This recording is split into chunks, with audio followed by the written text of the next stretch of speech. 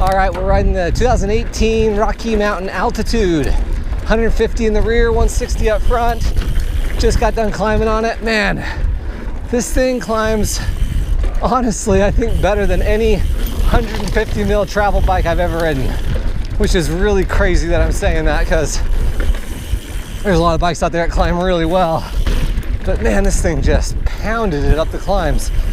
I'm really surprised. I'm 5'8", I'm riding a medium.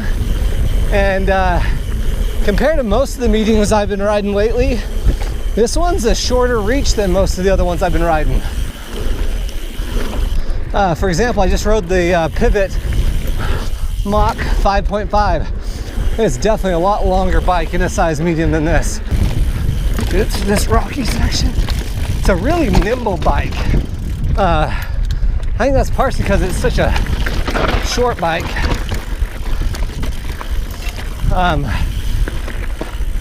But it's really nimble. Like, it feels like I can just toss it around wherever I want. Down here riding in Moab this weekend with Western Spirits, who puts on Outer Bike. Outer Bike Moab 2017. And man, what a great event. If you're looking to demo some bikes, they've got just about every brand you can think of here. Man, really poppy, really lively bike. Just kind of pops off everything. I feel really good on it. It's not as plush as I thought it might be. Good traction though, and I feel really comfortable on the bike. I'd love to sit here and tell you how good it climbs, but there's nothing else to say other than it just climbs. Honestly, probably better than any 150 mil bike I've ever climbed on. Really surprised at that. God, I feel like just really in control of this thing. Man. Okay, there's a steep climb right here. These are the type of trails that I think this bike's kind of made for too. Fair amount of climbing, some flat stuff, but really technical. Not super high-speed downhills. I would like to test it on a more high-speed downhill. Feels like it's probably a pretty stable bike. In comparison, I just barely rode the Pivot Mach 5.5, and that's a 140 rear, 160 fork, and this bike feels more poppy and playful, but not nearly as big a bike as that other one, which is weird because it has 10 millimeters more rear travel. I mean, that just goes to show travel length is not the end all be all. It's suspension style, geometry of the frame, shock tune and setup. I just want to mention real quick also, bikes that this compares to like really well would be like the Santa Cruz Bronson, the Ibis HD4, probably the Pivot Mach 5.5, and you know, Specialized Stump Jumper and Trek Remedy, but it doesn't feel quite as plush, but I'm super comfortable on the bike. Two things that I noticed is there's not a bash guard underneath the down tube. I thought that was really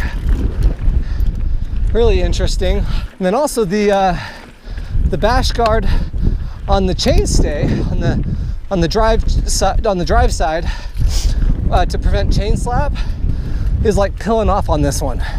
My buddy owns this bike and it started pilling off within the first month or two of him having the bike. So maybe that's something that Rocky needs to get sorted out, I don't know.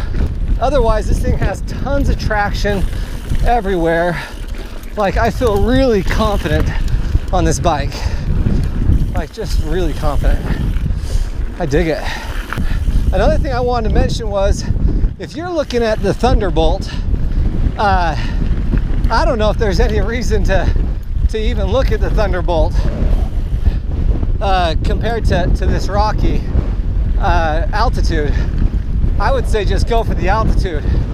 You get that much more travel, and this thing climbs like a total beast. And I mean, just By way of reference, you guys, I own a Rocky Mountain Element 100 millimeter rear travel 29er, and it climbs really, really well. And this is not far off, honestly. I mean, I'm not saying this climbs as well as the Element, but I just don't see a reason to buy a Thunderbolt. If you're looking at a Thunderbolt, you might as well get the Element if you want something more cross-country oriented. If you want a 27.5, I'd just get the Altitude. There's no way there's that big of a difference in climbing between the Thunderbolt and this. And then my other bike that I own is a Santa Cruz Nomad. And this is nowhere near as plush as my Nomad. But for a trail bike, this will make a much better trail bike than a Nomad. It's just not as plush, obviously. My name's Jason, we do bike reviews. So subscribe, stick around, check out the other videos we have, and hopefully the video was helpful. Okay, quick update. I just got back to the Rocky Mountain tent, and this is the new chainstay guard that stays on a little better. So I brought that up to them, so they've fixed that. And then there is a bash guard along the down tube. This is it. And so all Rocky altitudes will be shipping with both of these, and it'll be a lot better.